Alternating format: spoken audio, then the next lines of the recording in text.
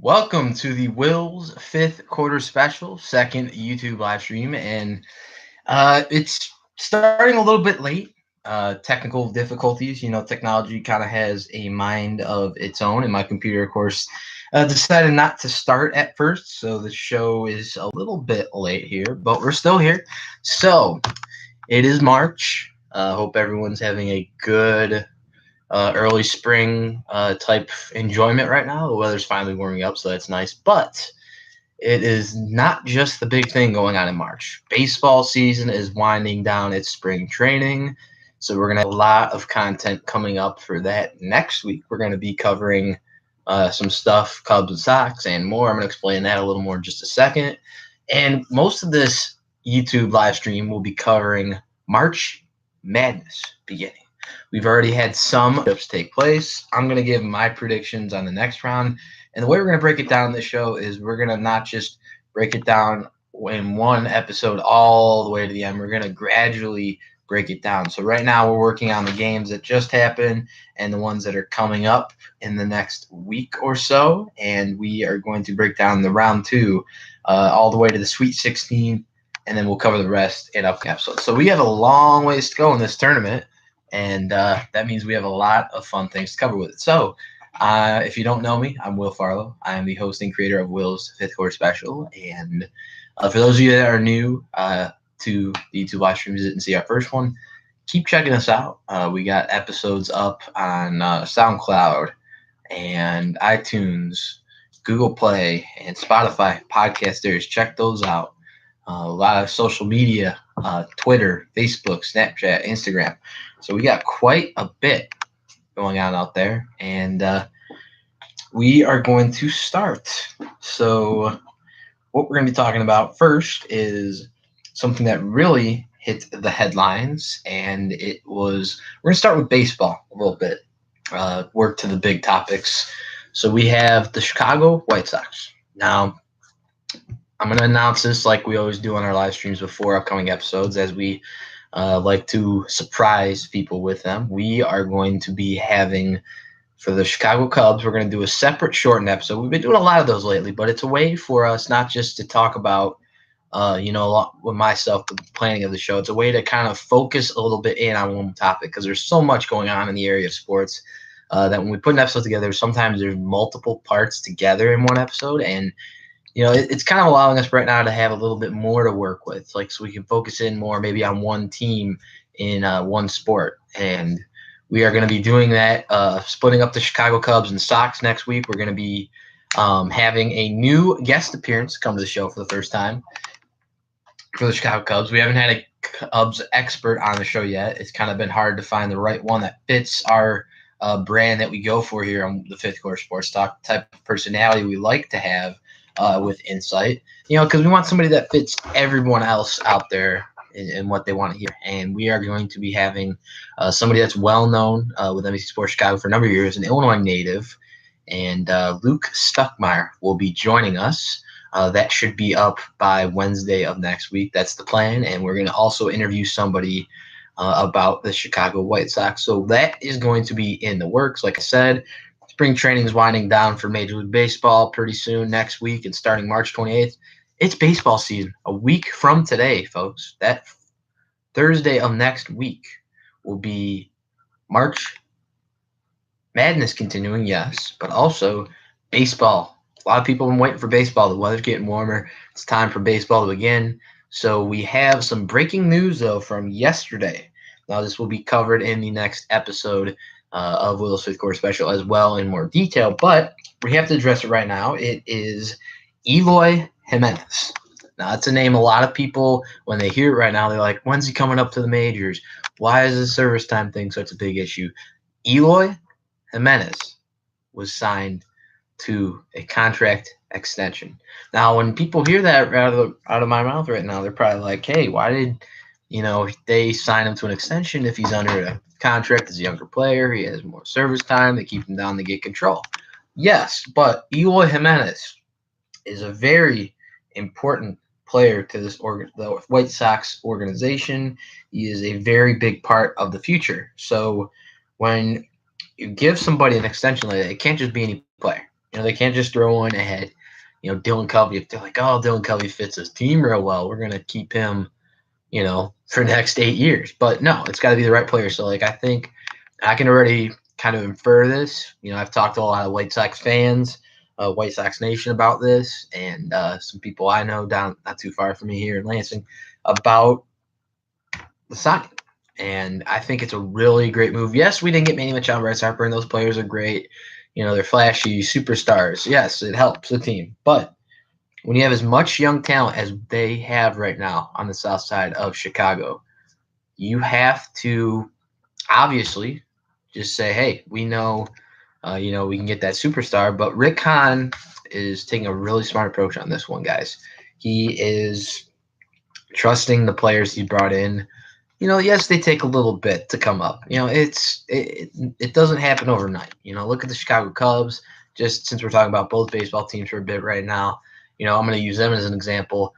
They didn't have what the White Sox had. They weren't able to trade valued players like Chris Sale, Jose Quintana, and Todd Frazier, David Robertson. A lot of those guys, they didn't have that luxury, but we did. Guys like Adam Eaton even too. We were able to flip those guys to the right teams that gave us the right players that fit the club's culture that's trying to be built here in Chicago.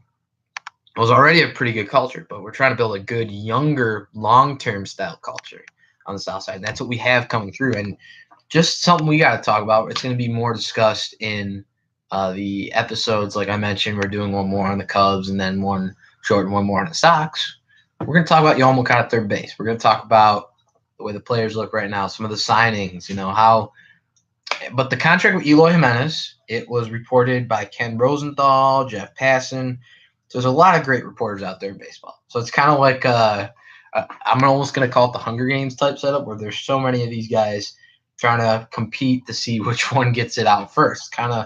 That's kind of the business we're in. And this was reported by Ken Rosenthal. The Eloy deal with the White Sox will be 6 years, $43 million guaranteed with 2 club options. So that's why they're saying it's 8 years of control in all, because there's 2 club options. So that means, when he gets towards the end of that deal, including the year or 2 we have right now, that's a good thing for the White Sox right now, because Eloy Jimenez has talked about how much he looks forward to coming up with the team. He's a good charactered individual. You don't just give a long-term deal to any prospect out there. You can give one to a Ronaldo Acuna Jr. Before he came up last year. You can do that because he's a talented player, but it's also got to be a guy that you feel can really fit long-term into your clubhouse. I mean, take a look at Tim Anderson and when they gave that deal to Chris Sale back in the day, just to compare that. That was the right thing for the organization. And that's the only way I think you can really support giving that type of extension. So we're going to hopefully see Eloy Jimenez soon, because this could also mean we don't know for sure. And, of course, if I hear about it, we'll talk about it on Will Smith Court Special, surprise live stream or Facebook Live. That's kind of how we like to run things as usual. We will, obviously talk about that if it comes out. But there is a chance now that Eloy Jimenez could come up on opening day. There's a really good chance of that, guys. So it's that's kind of where we're at with the White Sox right now. They've had a lot of spring training action this week. It's more televised now to fans, so they, instead of being only able to just check on their phones, they could check elsewhere. And the Chicago Cubs too, they're having some bright spots right now, as guys like Yu Darvish, who were out last year. You can't obviously help when a player gets hurt, but he got hurt, and now he's doing a lot better in spring. They have a lot of really good hitters doing well. Daniel Descalso, they brought in a former Arizona Diamondback on a free agent deal. He's looking pretty good. The infield's looking good. The question will obviously be how Chris Bryant could play healthy, after that injury he had last year to his shoulder. So we're going to talk about that more, like I said, coming up in next week's episodes. Luke Stuckmeyer is going to join myself on the show, and we're going to talk about the Cubs, what we expect from what's going to be a real tight NL Central division now, the way the Reds look now, the way the Brewers are improving, might even get Kimbrel and the Brewers. We're going to talk about what that could do, competitively to test the Cubs throughout the season. And like I said, we're going to cover a lot of baseball next week. So be on the lookout for that. Now, it is one of the parts of this month that a lot of people enjoy, sports fans. Yes, the month's winding down in March, but it starts March Madness. Now, we're going to take a look real quick at some of the scores. I have it right up here, and I got my bracket going too. So I hope when you guys are watching this right now, or if you check this out after, of course, that happens with live streams. So have your brackets out when you're checking it out. Kind of see where you're at with us, if you're matching up with what we have in our brackets. So the first four, just taking a look at the scores. March 19th, just a day or two ago, Belmont beat Temple 81-70. North Dakota State defeated, and this was probably one of my favorite matchups from yesterday. North Dakota State winning by 4, 78-74 over NC Central. That was a really good matchup. And North Dakota State was always known for their football, if you look at the mid-major schools. And, Carson Wentz and some of the guys are coming out of that program. But this really helps their men's basketball team. It makes them more, notified in the basketball area, especially in Division I. They get a little more notoriety for a game like that. So I think they're gonna. And when you look at these early tournament teams, you think about the Sweet 16 and all. The Kentuckys, the Michigans, the Michigan States, and the Kansas teams and the Duke teams. Yes, those are always the main ones we talk about. But they're not the only schools in these tournaments, guys. I mean, there's LSU moving on, Maryland, Minnesota, and there's teams like Murray State with a point guard and John Morant, which I think is really impressive. Almost looks like a Russell Westbrook the way he's playing out there. Such energy, such poise, and his shooting is not just good off the backboard to the rim, 3-point. It's consistent. That's what you look forward to in the tournament. You can be excited about, and that's really important. So, I'm looking at my bracket right now. There were some really good games yesterday in both divisions and Midwest, West, South, and East. And just taking a look, as we mentioned, Belmont moving on after beating Temple. North Dakota State taking down NC Central. Dickinson was a school a lot of people didn't think about. They won 82-76 over Prairie. That's kind of more of a lower-ranked matchup, but every matchup counts in March Madness. A lot of teams have to prepare for that, situation where, hey, we might be playing – Maryland instead of number 3 LSU because maybe there's an upset coming up pretty soon. You never know. So we also had Arizona State take down St. John's, and that's kind of a big deal for St. John's because, if you look at their program right now, they're pretty, historically pretty good in tournament play. And, moving on, they're in the Final Four not too long ago, back when I was playing the Superdome years ago. But that stuff happens. And, you have to expect the unexpected. That's probably the best way I can, and you'll hear me say it in the next episode when we talk the tournament. That's going to be coming up next week. We're going to have co-host Alex Dolinar joining us in an episode. We didn't want to do them back-to-back episode and live stream today, so we have that episode coming up next week as well.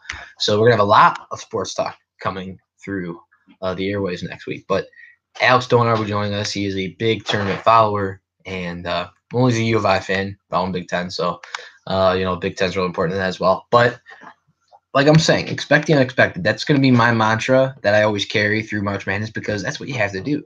If you think in the minds of the teams and the coaches, the players of each of these teams, every team wants their team to be the one that makes it all the way and wins the title. Making the upsets and making, good history for the organization and their programs. That's what every team in those brackets, every team in college basketball wants to do. Every team's going to have that mentality. But the question is, what team wants it more? What team brings their best gameplay, start to finish, every quarter? Consistency, consistent defense, offense. That's what's going to win those games. That's how teams pull off those upsets. Not just because, hey, they're the lower-ranked team and they beat the top-ranked team. That rankings don't matter completely in that way. It matters how well the team plays to deserve that victory, fair and square. That's my view of March Madness. So now we're going to get into the nitty-gritty.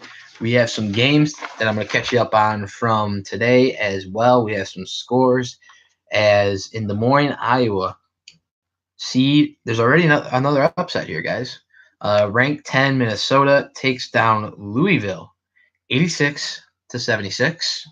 That was in Des Moines, Iowa. So Michigan State, they had a good, tough opponent. It was the Billy Braves, so it's kind of not too far from my neck of the woods. I'm an Illinois State Redbird alum, and the Missouri Valley Conference. A lot of people don't follow the Missouri Valley Conference, but it's still around. Obviously, it's a mid-major conference, a little lower ranked. But Bradley started their season 0-5, non-conference and conference play combined. This is before the tournament even started, and they obviously made some ground, made a good upset against Loyola, who was in the tournament last year. But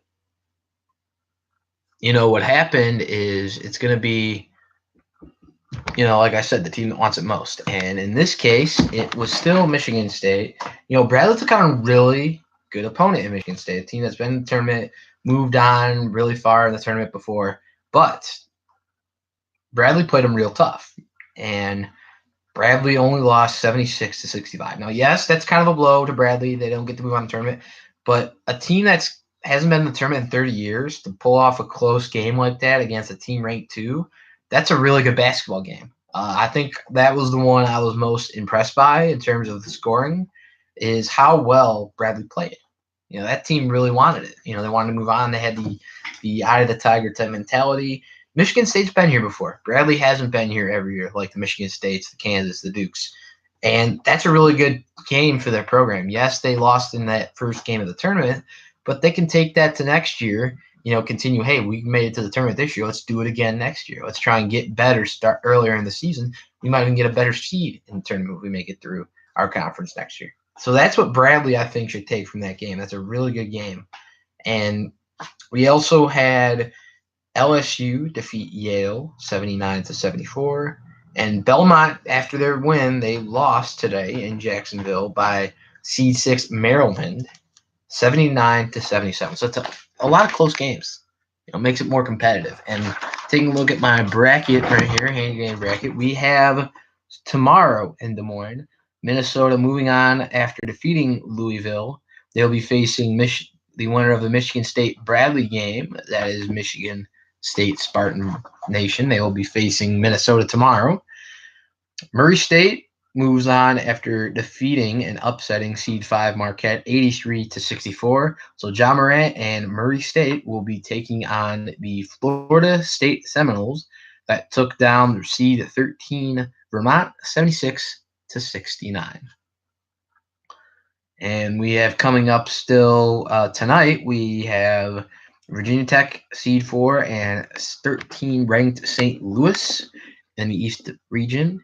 We have seed 12 Liberty having a chance to possibly upset Mississippi State, which is ranked number 5 in their division right now. VCU taking on ranked 9 University of Central Florida. We also have a lot of games tonight, guys. So we got Syracuse and Baylor, Gonzaga and Fair Dickinson. That's going to be a real tight matchup. Seed 1 against seed 16. That's a really interesting one to watch in terms of competitiveness. And we got Duke tomorrow taking on North Dakota State. The winner of that matchup. VCU and UCF is tomorrow as well. Mississippi State and Liberty, St. Louis and Virginia Tech. But today there's still a lot of games going on. And we're going to look on the other side. We have Kansas defeating ranked 5 Auburn. Utah taking on Washington. Auburn, obviously lost. But we have a lot of matchups coming up this weekend. And we're going to make our predictions. So going to the South region of the bracket here. So I have Virginia moving on against the 16th seed they're facing, G Western. And Ole Miss will be upset by the Oklahoma Sooners. Yes, the Sooners do not have Trae Young, 2 left last year. But I think that, one player doesn't make a team. I think Oklahoma's got a good program.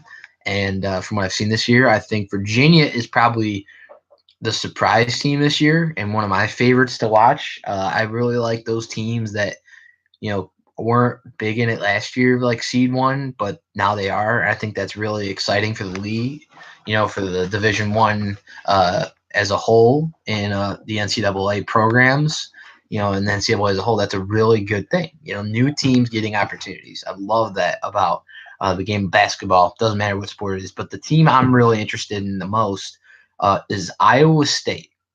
Not a lot of people aren't talking about Cyclone basketball. Football, yes, because they got guys probably going rounds 1 or 2 in the NFL draft. They got some talented players leaving through that program. But Iowa State took down Kansas in a game last week. They won their championship in their division. They beat a team like Kansas that's never lost that much before in that tournament, in that pre-tournament, you know, championship matchups, and Kansas lost. It was a good game played by both teams. A lot of credit goes to Iowa State's program, of course, for that takedown. But I have Iowa State moving on against seed 11 Ohio. I think that Iowa State really has really good energy carrying through the tournament early on. That if they keep it going, we saw that from Loyola last year. Just to use Loyola University Chicago as an example, they brought that energy. They kept moving on one round at a time. That's what Iowa State has to do. If they want to keep moving through, that's what Virginia's going to have to do. So I have Iowa State moving on. I have Georgia upsetting Houston, ranked number 3, and seed 14 Georgia moving on. I have Wofford moving on against Seton Hall, and I have Kentucky obviously moving on against Abilene Christian. So that's kind of my picks for the Midwest and South regions of the brackets going into Saturday and Sunday. And on the west side here and east, I have predicted after today, I have Michigan moving on tonight against Montana, and they will be playing the Florida Gators in round 2. That's who I have moving on in those matchups that come up tonight. And tomorrow's, I have Arizona State taking down 6th ranked Buffalo, Northern Kentucky upsetting Texas Tech. So seed 14 Northern Kentucky taking down Texas Tech and moving on to take on Arizona State this weekend. And still in the West Division, Florida State will be obviously already taking on Murray State. I have Baylor taking down Syracuse, and they will be facing Gonzaga this weekend. So I have that taking place as well. And going over to the east part of the bracket, I have, after the Michigan State taking on Minnesota, LSU, Maryland, we only have 2 spots available to predict from tomorrow's matchups. I have St. Louis taking down Virginia Tech, and they'll be facing Mississippi State. And I also have the University of Central Florida going forward to take on Zion Williamson, Cam Reddish, RJ Barrett, and Duke.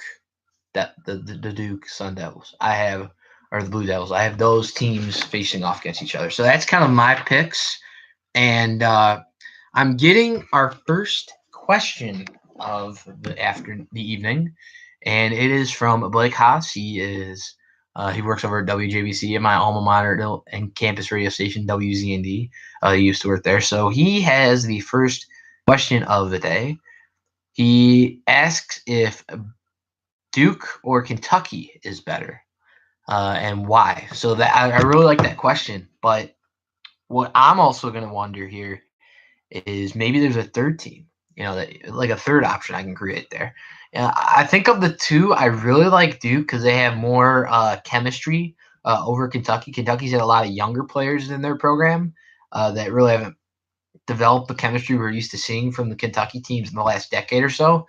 So I have to say Duke over Kentucky if I choose between those two. But I'm also going to make a choice 3 here.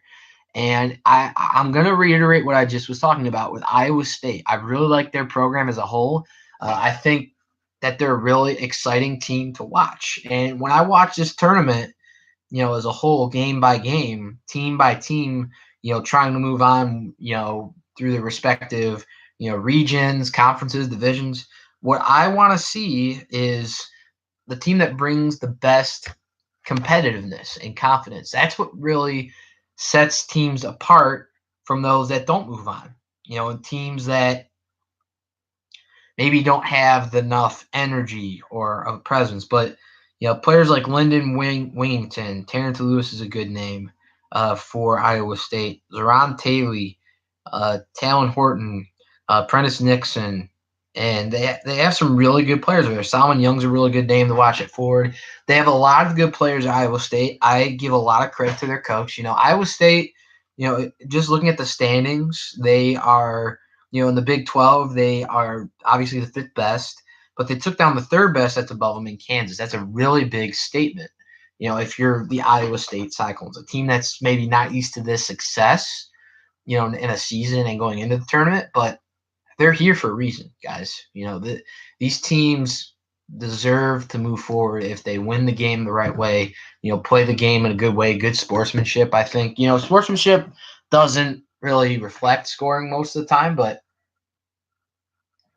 to me, if I'm watching the tournament, that's what does. I'm just going to connect it to, prior NBA draft talk, which we're obviously going to talk about that in the summer on the show. But this stuff kind of sets a premiere for what players we can expect to see go where in the NBA draft, not too far in the future, because a lot of teams in the NBA and their coaches, their scouts, they're watching these tournaments right now, guys. Maybe the player that brings it most can easily move up from being undrafted to round one or round two. We've seen that happen so many times. Take Trae Young, for instance. People didn't know if he was going to go round one before a draft, and little did we know he ended up going where people had him in the first place, going early on to the Atlanta Hawks. But, yeah, that's my question answer to Blake on that one. So bring your questions to the table, guys. We have a lot of, insight that needs to be covered. There's a lot of stuff in the tournament I think can happen, and I actually have had some time to prepare some teams I was watching. Not just that, but there's a lot of articles out there, and guys, and it kind of just begs the question. Yes, we can all make our predictions, but there's a lot of stuff that can happen, and that's sleeper teams. That's where the term sleeper team comes. And, it was a really good article I came across on Sports Illustrated. So I'm going to pull this up right now. And Michael Shapiro wrote it for them not too long, earlier in this week. Really well done article that this man put together. So we're going to take a look at some of these sleeper teams that I've picked. It kind of fits some of the ones I've picked to move forward. And that's kind of why this article made the most sense to cover right now. Florida State, he has a sleeper team that's to watch. I think that's a really good one. They just fell short of the Final Four last year. They fell to Michigan by 4 in the West Regional Final, but they have a really good program moving through. And they have a guy that's 7'4" at center, and they have a sophomore six-man, Mifandu Kabengele, and he leads them in defense and scoring, and that's important. And yeah, they're gonna have to deal with the John Morants and other players that in their division are going to be really competitive. But they already hit they're reading my mind, I think, in this article, guys, because they already got Iowa State down there, number 6 from the Midwest, and they have really good shooting. They had a transfer, ironically, from Virginia in Mariel Shayok, and he's leading the way with 18.6 points per game. And Horton Tucker, we just talked about, Wingington, Jacobson, they all are in double figures together. So right off the bat, right there, what is the big thing a lot of teams need to do to win these games, whether it be trying to upset or trying to prevent the upset? Scoring, scoring, scoring. A lot of people talk about defense, but offense, consistent scoring really is a big factor. So that's kind of where I think Iowa State can continue to shine. That's going to be a really big deal for them. Villanova's in the news again, but they are not the number one in like the last few years. Loyola, Villanova, is still a really good program right now. They've had a lot of really good players come through.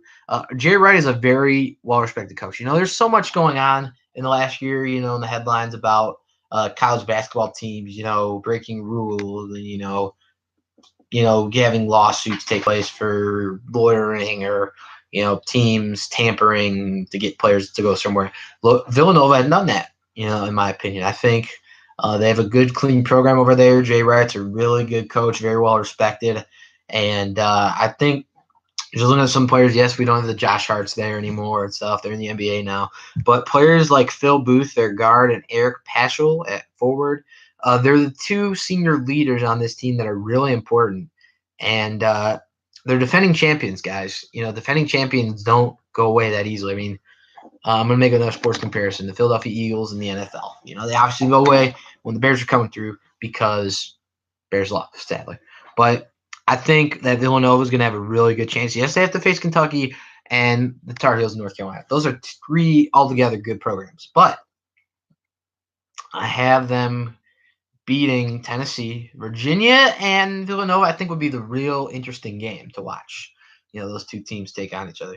Cincinnati is a good team. And just as a fan of Missouri Valley Conference sports, going to school in that conference of athletics for a while, I think that Nevada is a good team. Nevada. And, they're a good program in terms of what they put together on the court and kind of their presence on the field, on the court as a whole, the way they play as a team together. So we're making our predictions. I'm making my predictions on here. So when you see this video, leave in the comment section. We ask for free subscriptions too. So hit that subscribe button right when you're watching this video. It's free, and that's because I want everybody to be able to check out what this show does. Our episodes on iTunes podcasts, free subscriptions. Our episodes that are available also on Google Play. Podcasts, TuneIn Radio, podcast directories, and Spotify. Spotify is big, guys. I know everyone loves that, but all these areas where it's available, free subscriptions, mainly for each and every one of you, not to have to fork out more money to the Netflixes and the other streaming sources, but so you can enjoy this content that we put together. And you have to this point, and I want to thank you guys so much. Not just for being here while you're watching the tournament this week on your Thursday night. We appreciate that. It takes a lot of time, for someone to go to something else when they're really more interested in one thing. But we appreciate the time you all are taking, not just to be here with the live stream, but to watch this after as well. Moving forward, it's kind of been a big deal for the show to move to the YouTube live streams, and we appreciate your support, whether it be listening to episodes, finding us on social media, and moving through. And we're also going to be covering some of our tournament thoughts on the Twitter as well. So look kind of for me at William D. Farlow is my Twitter handle that we have with the podcast. And hit me up on there. We also have a contact me page on the website if you guys like what you're hearing. So, like I said, just kind of we're going to be talking about the tournament a lot, point by point. We're not just going to take it all in one swallow because there's a lot to cover. And I can't wait to hear what you guys think about the matchups coming up tomorrow. There's a lot of exciting ones. I mean, I already picked some of mine. Murray State and Florida's going to probably be the one I'm watching most because I'm a Chicago. We talk about Chicago Bulls on this show, and one of their possible prospects in the draft, wherever they end up in the top 4 of the lottery, is getting a John Morant or a Zion Williamson. So those are really players I want to watch in the tournament. Maryland, I think, is a really good one, and we're going to, like I said, have Alex Dolinar come join me in a guest appearance, surprise guest appearance for the show next week. Surprise. I had to surprise you guys with a few already with the Cubs and Sox ones that we have planned as well. And we're going to try and get – I know we're talking to a few people for the White Sox one, but we're kind of just sifting through the one that we feel will fit the best. And we're pretty close to that, so we'll keep you guys posted, of course, what's coming up. But a lot of tournament coverage is coming up through not just today. There's games tonight, tomorrow. So enjoy those games. Have fun with your friends, family, loved ones, wherever you're at. Be safe. Have a good time. But we also want to hear what you guys are thinking about the games. Maybe this upset should have happened. Maybe this one game should have went a certain way. We want to hear about that. So hit us up in our comment section here at our YouTube channel when you see this video after it's done playing live. You can hit up the comment section right now. It's up to you guys. Just whenever you're able to check it out, leave a comment, hit a subscription while you're at it. But also go to our Twitter, because that Twitter page is a way for you guys to give your voice. And we're going to have Twitter polls up. Be on the lookout. We're going to have Twitter polls that we're going to be putting up throughout the weekend, the week. So you're going to have to stay tuned, guys. There's a lot of things coming up, but also we are going to be excited to hear what you guys have to say. And, like I've mentioned, we did the pre-Super Bowl Facebook Live, and we had a really good turnout as usual. Like I said, y'all are very supportive of the show and tuning in, and that's a lot of this credit goes to you guys, the way the show's grown. Part of that credit goes to the viewers. And what I'm getting to, though, is we had a lot of comments. We were able to feature those in the next episode. We were able to read some of those really good comments that we liked. And there's no good or bad comment about something. That's kind of the world we live in. We're free to use certain speech a certain way, and that's how I feel about this show with sports. If viewers have something to say, I'm right here. You can tell me sports views, opinions, what you're thinking. Maybe something we didn't think about. That's the beauty of having different perspectives. Listen to the show and be on the show is so that everyone's heard. That's kind of how I like the show to be done. That's how it's become as great as it is right now, and will continue to grow. And that continues with you guys. So hit up our Twitter at William D. Farlow. And, I'm going to just pull it up real quick so you guys can kind of get a look at what looks like. So right up here, you obviously go on to Twitter. So right here we have my Twitter feed. And what we're going to take a look at now is at William D. Farlow. So that is our page at William D. Farlow. That's what it looks like. Check it out there. All you got to do is hit that tweet button. Go on there. We retweet stuff that's out there. We retweet and comment. Check it out there as well. And that's where you're going to check it out, guys. So leave your comments in this section. Like I said, we appreciate that. Anything that we can do better on this video as well. That's kind of the way this will grow as best as it can, is through you guys. You guys are the voice outside of our airwaves and what we produce, what we put together, what we do live.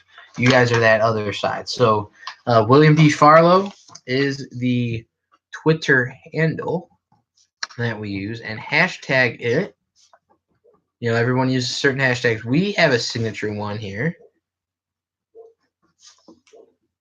at our fifth quarter sports talk. Like we said, when the fourth quarter buzzer sounds the end of a sports game, you can always tune in us for your fifth quarter sports talk. The fifth quarter never stops here at Will's Fifth Quarter Special. I don't care if it's midnight. I don't care if it's 2 a.m. This show still keeps going. It is on the airwaves. It is on YouTube. It's on our Facebook Lives. It's out there, guys. Enjoy it all. So here is our Twitter handle at the top here, William D. Farlow.